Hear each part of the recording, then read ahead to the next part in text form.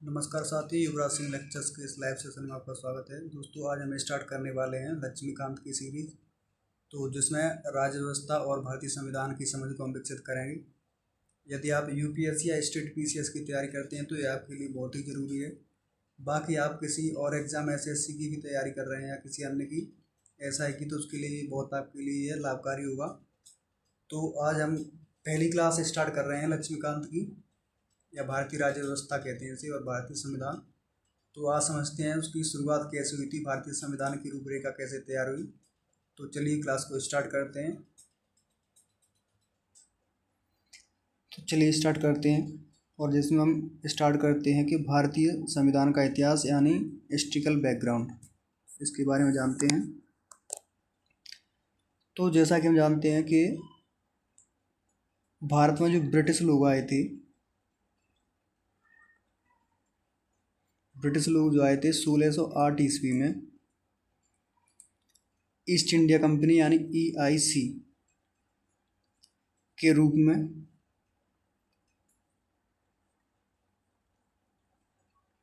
व्यापार करने के लिए आए थे। किसके लिए आए थे? व्यापार करने के लिए। और ब्रिटेन की महारानी जो थी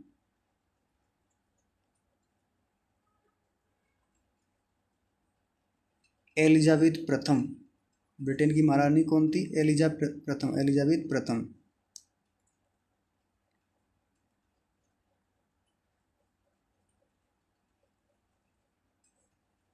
इस महारानी ने ईआईसी को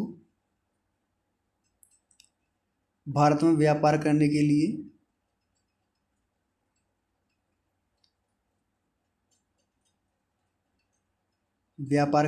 जो है अधिकार दिए थे। कब दिए थे? 1600 ईस्वी में। कब दिए थे? 1600 ईस्वी में, जहाँ से ब्रिटिश लोगों का भारत में व्यापार का दौर शुरू होता है। तो जैसे जैसे ये लोग भारत में आए और इन्होंने विस्तार किया, तो प्रारंभ में तो ये लोग जो थे ब्रिटिश लोग केवल, अंग्रेज भी कहते हैं ना, केवल व्यापार तक ही सीमित थे। लेकिन धीरे धीरे इन्होंने क्या किया कि राजनीतिक हस्तक्षेप भी आरंभ कर दिए थे। और अंततः 1765 ईस्वी में इन्होंने बंगाल, बिहार और उड़ीसा की दीवानी के क्षेत्रों पर अधिकार कर लिया, यानी प्रशासन पर इन्होंने अधिकार कर लिया। इसके तहत भारत में उनकी क्षेत्रीय जो शक्ति होती है, राजनीतिक शक्ति बनने की प्रक्रिया आरंभ हुई थी। और 1858 में सिपाही विद्रोह, जो कि मंगल पांडे ने किया था, सिपाही विद्रोह के परिणाम स्वरूप ब्रिटिश ताज ने, यानी ब्रिटिश के राजा ने या वहाँ की सरकार ने भारत के शासन का उत्तरदायित्व प्रत्यक्ष कंपनी से अपने हाथों में ले लिया था।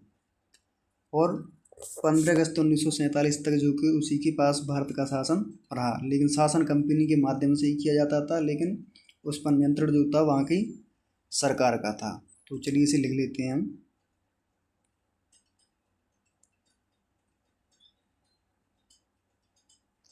उसी हेडिंग में लिखेंगे इतिहास में या हिस्ट्रिकल बैकग्राउंड में। भारत में ब्रिटिश 1608 में या 1608 ईस्वी में ईस्ट इंडिया कंपनी के रूप में, ईस्ट इंडिया कंपनी के रूप में व्यापार करने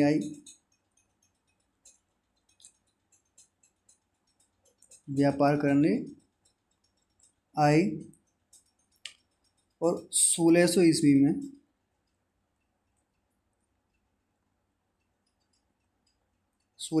में महारानी एलिजाबेथ प्रथम के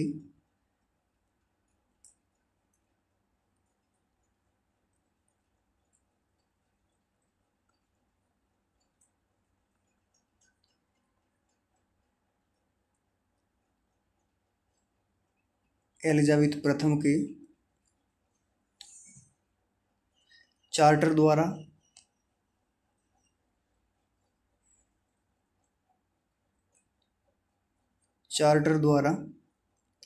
उन्हें भारत में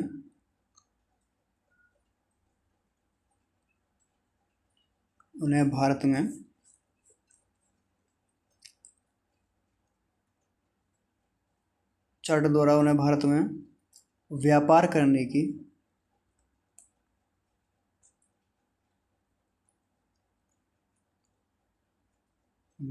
करने की विस्तृत अधिकार प्राप्त हुए।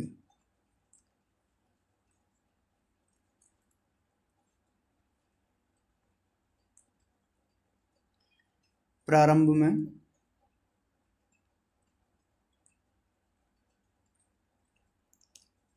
में कंपनी केवल व्यापारिक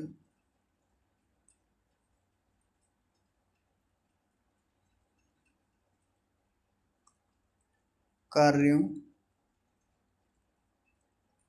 तक ही सीमित थी, किंतु 1765 ईस्वी तक, नए पेज पे चलते हैं, यानी 1765 ईस्वी तक जो है कंपनी ने, ईस्ट इंडिया कंपनी ने, EIC ने बंगाल बिहार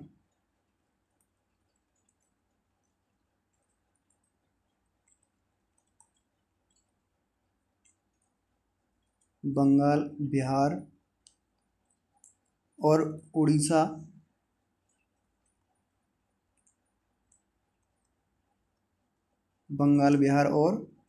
उड़ीसा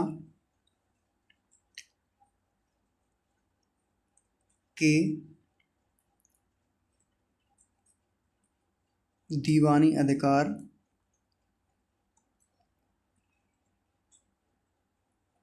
प्राप्त कर लिए।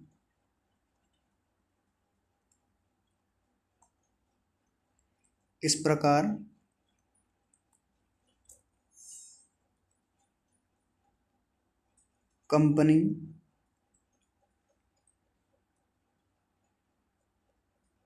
कंपनी का एक क्षेत्रीय शक्ति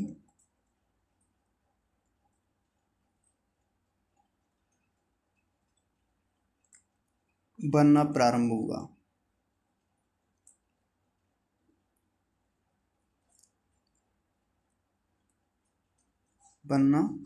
हुआ था,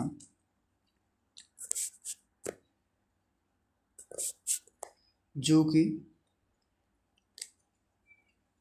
बनना प्रारंभ हुआ और 1858 तक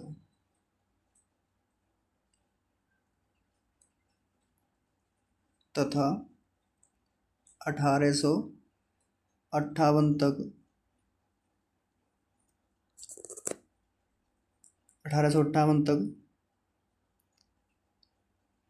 कंपनी ने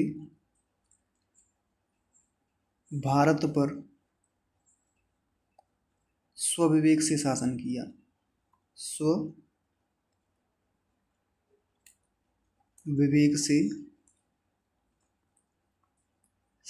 किया। परंतु 1858 के विद्रोह के बाद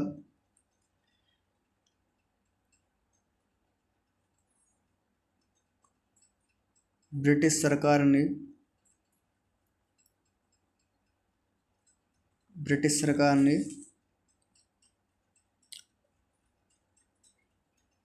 कंपनी से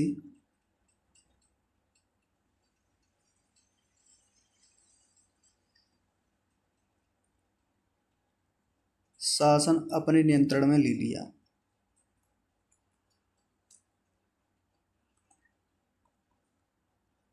अपने नियंत्रण में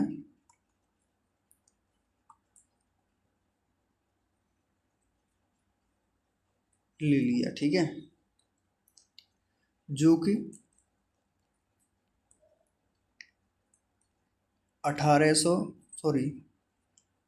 1947 तक चलता रहा। तब इसी दौरान जो है यानी 1947 तक कंपनी ने 1858 से 1947 तक कंपनी के माध्यम से शासन किया। उसी दौरान अनेकों जो है कानून बनाकर भारत में भेजे ब्रिटेन की संसद से। तो वहाँ से क्या है कि भारतीय संविधान की जो है नियम कानून बनने की प्रक्रिया आरंभ होती है। यानी इसे भी लिख लेते हैं।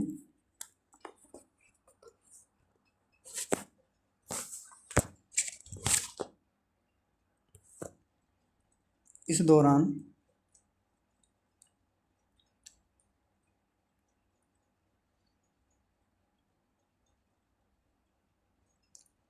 दौरान जो है ब्रिटिश संसद ने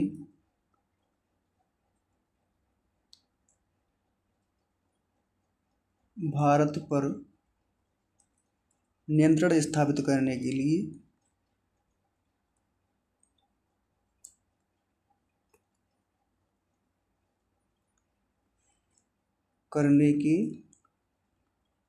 लिए अनेक कानून या प्रस्ताव पारित किए।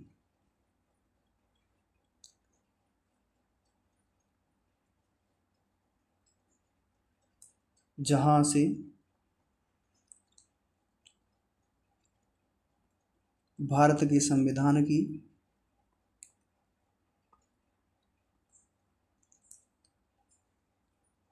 रूपरेखा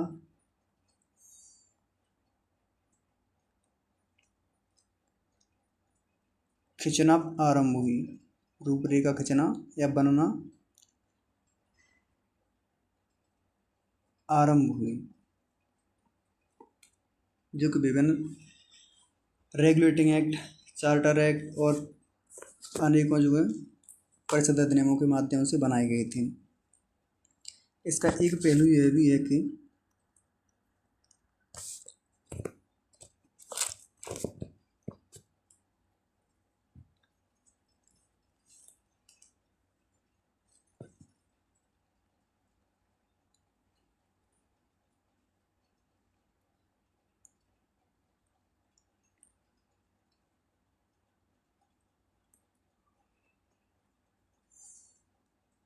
अन्य दृष्टिकोण इसी में जोड़ देते हैं।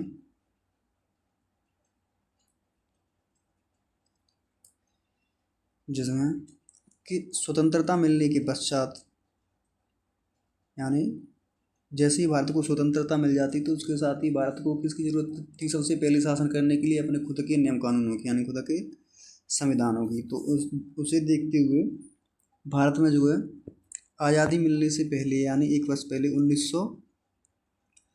1946 ईस्वी में एक संविधान सभा का गठन किया गया था, जिसने 26 जनवरी 1950 तक संविधान का निर्माण कर उसे अस्तित्व में लाया था। यद्यपि इस संविधान में अनेकों विशेषताएं ऐसी हैं जो कि ब्रिटिश की जो सरकार से या ब्रिटिश के शासन से ग्रहण की गई हैं, उनके द्वारा बनाए गए कानूनों को बनाया गया है। तो ब्रिटिश शासन से कुछ ऐसी घटनाएं थी जिनके कारण ब्रिटिश लोग जो थे भारत पर शासन करने के लिए उन्होंने जो कानून बनाए थे। इन घटनाओं ने हमारे संविधान और राजतंत्र पर गहरा प्रभाव छोड़ा और उनके बारे में जो विस्तृत व्याख्याएं 2 शीर्षकों के रूप में दी गई हैं। पहला तो जो है मैंने बताया था कि कंपनी का शासन, जिसमें 1773 से लेकर के 1858 तक के जो एक्ट पारित किए, और दूसरा आ जाता है फिर 1858 विद्रोह के बाद सम्राट का शासन। तो इसे लिखिए अन्य पहलू। यानी स्वतंत्रता मिलने के साथ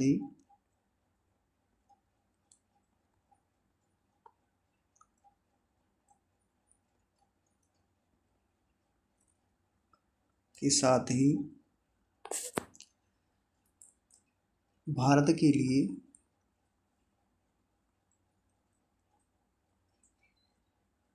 लिए एक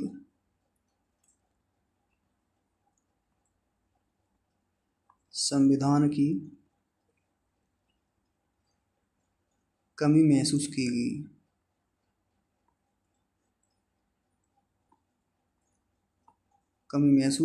गई। तो इसको अमल में लाने के लिए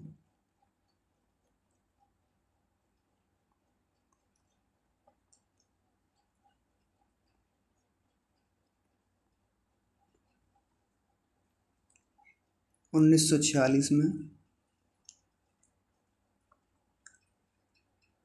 छियालीस में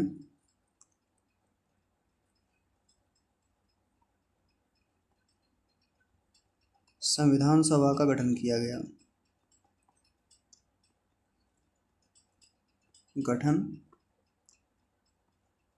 गया। जिसने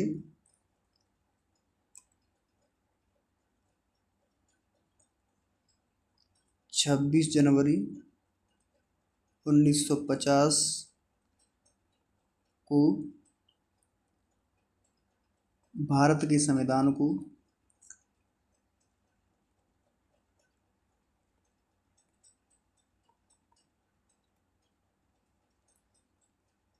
अमल में लाया था। तो इसमें अनेक कानून ऐसे कहाँ से लिए गए थे? भारतीय संविधान में अनेक कानून ब्रिटिश सरकार से लिए गए थे। कहाँ से? ब्रिटिश शासन से, जिनका निर्माण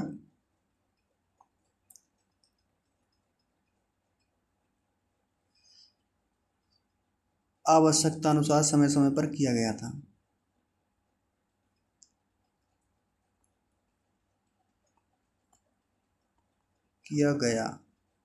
कब किया गया? समय समय पर।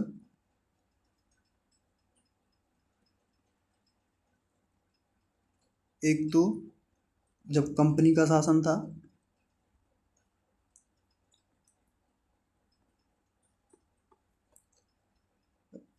सत्रह सौ तिहत्तर से बनाना स्टार्ट किया था और 1858 तक कंपनी का शासन इसमें चला था। और दूसरा चरण जो था,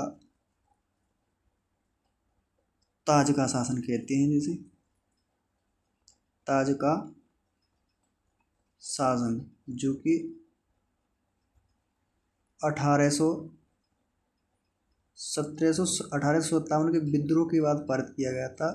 1858 से लेकर के स्वतंत्रता यानी 1947 तक। तो ये कंपनी के स्वविवेक का काल था और ये कंपनी का शासन था, लेकिन ब्रिटिश सरकार के अधीन। यहाँ नियम कानून जो बनाए जाते थे इस अवधि में ब्रिटिश शासन की मर्जी से बनाए जाते थे और यहाँ पे कंपनी की खुद की मर्जी चलती थी। तो इस दोनों चरणों का अध्ययन करते हैं एक एक करके।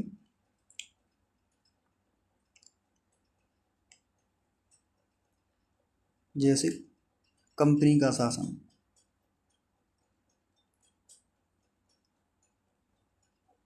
कंपनी का शासन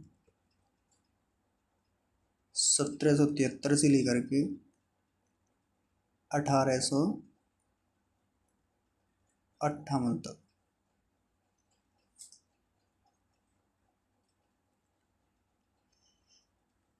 इसमें सबसे पहला कानून जो बनाया गया था कंपनी के द्वारा वो 1773 ईस्वी में रेगुलेटिंग एक्ट कहते हैं उसे। 1773 का रेगुलेटिंग एक्ट।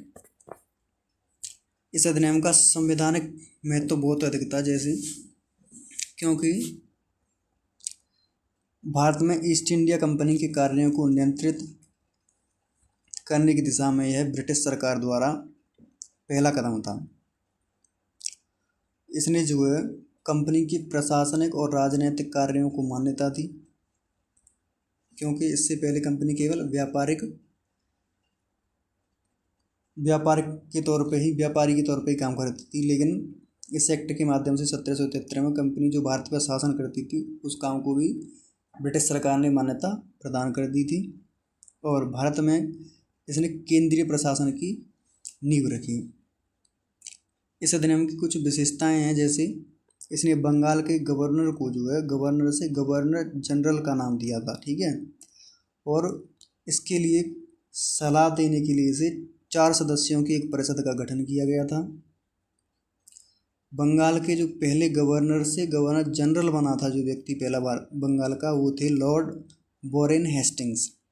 और इसके द्वारा मद्रास एवं बम्बई के जो गवर्नर थे उन्हें बंगाल के गवर्नर जनरल के अधीन लाया गया था, ठीक है। पहले सभी स्वतंत्र थे, लेकिन इन्हें बाद में 1773 के एक्ट के द्वारा बम्बई और मद्रास के जो गवर्नर थे उन्हें कहाँ ला दिया, किसके अधीन, बंगाल के गवर्नर जनरल के अधीन।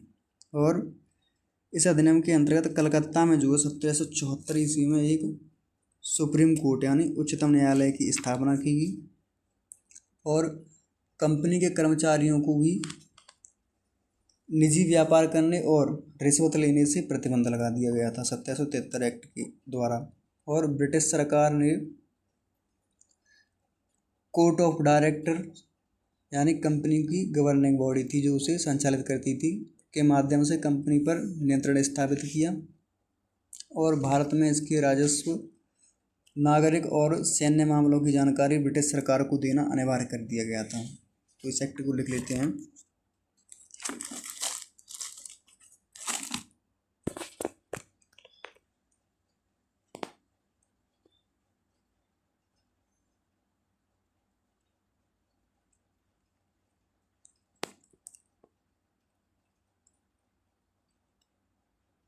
सत्रह सौ तिहत्तर का रेगुलेटिंग एक्ट।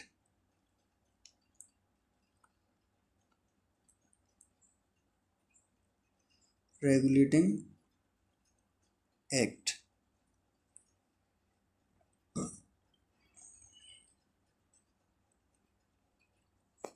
यानी इस अधिनियम का जो है संवैधानिक महत्व था।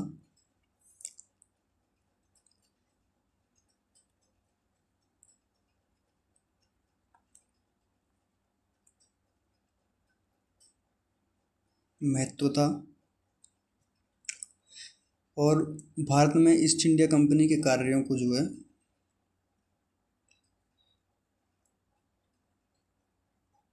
भारत में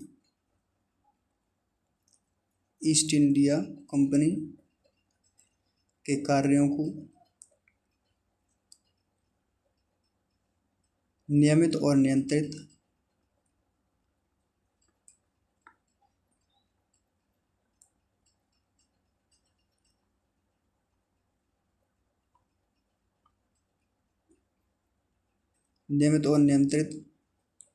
करने की दिशा में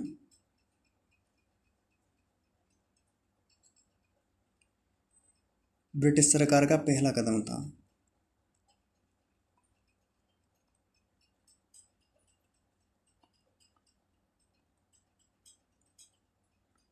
पहला कदम था,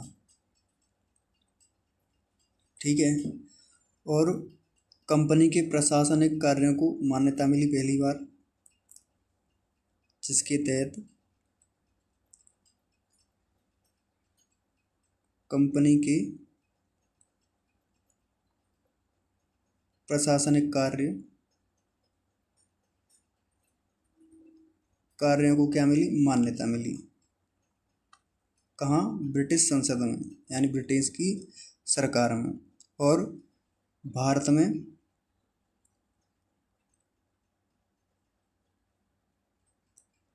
केंद्रीय सत्ता, भारत में केंद्रीय सत्ता या प्रशासन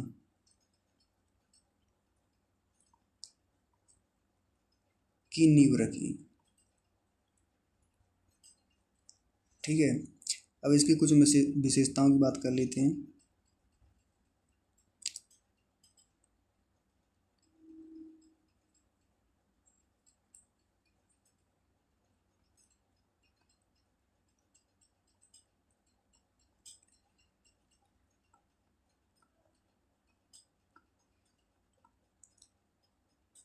विशेषताएं।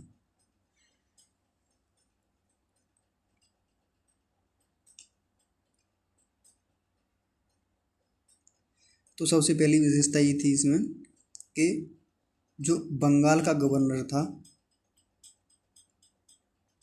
बंगाल का गवर्नर, उसे क्या बना दिया गया था, गवर्नर जनरल, गवर्नर जनरल पद का नाम दिया गया था। और इसके लिए जो है सलाह देने के लिए एक 4 सदस्यों की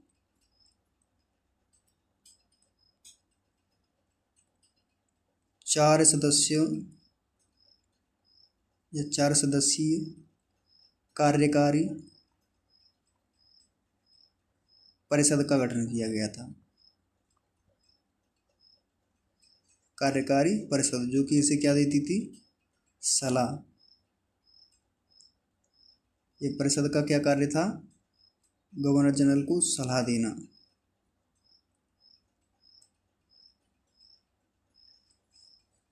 तो इसे गवर्नर से गवर्नर जनरल बना दिया गया था और इसके लिए कार्यकारी परिषद का गठन किया गया था। ये विशेषता थी इसकी एक।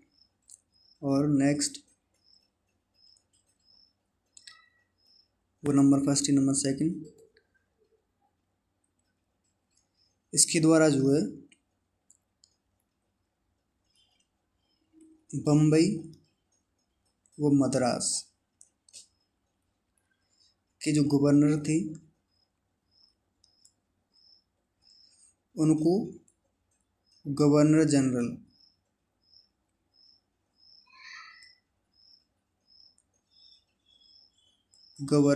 के अधीन कर दिया। पहले स्वतंत्र थे और बाद में अधीन कर दिया गया था। ये गवर्नर जनरल कहाँ का था, ये गवर्नर जनरल ये बंगाल का था। ये दूसरी विशेषता है इसकी। और नंबर 3,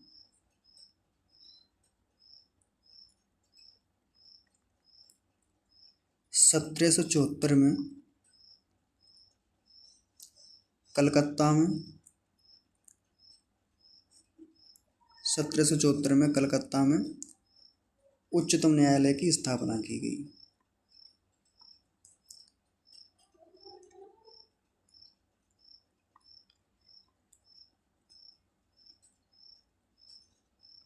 उच्चतम न्यायालय की स्थापना की गई थी किसके माध्यम से, 1773 रेगुलेटिंग एक्ट के माध्यम से।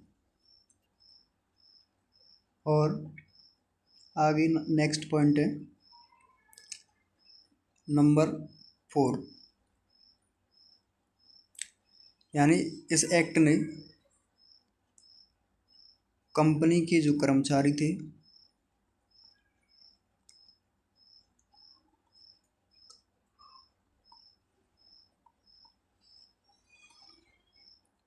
कर्मचारियों पर प्रतिबंध लगाए। किसके लिए प्रतिबंध लगाए, पहला निजी व्यापार पर,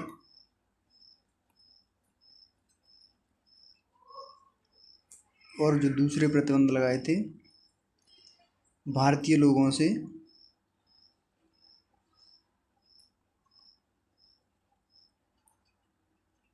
रिश्वत लेने पर।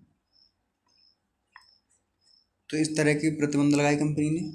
और इसका एक और जो विशेषता है आखिरी, उसे भी ले लेते हैं नंबर 5। इसके तहत जो है ब्रिटिश सरकार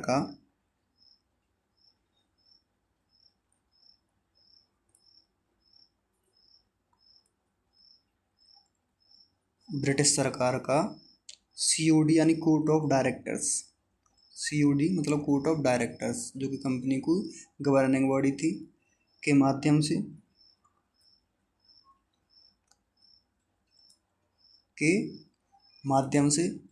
कंपनी पर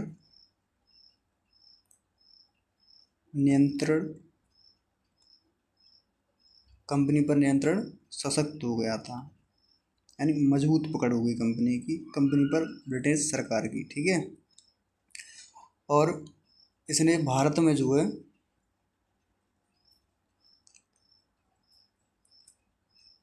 इसने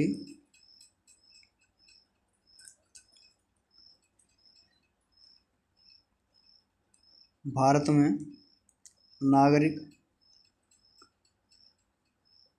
एवं व्यापारिक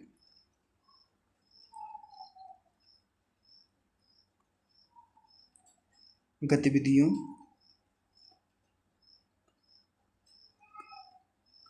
नागरिक एवं व्यापारिक गतिविधियों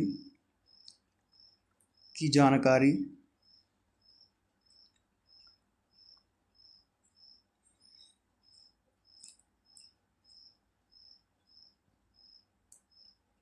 सरकार, कहाँ की सरकार? ब्रिटिश सरकार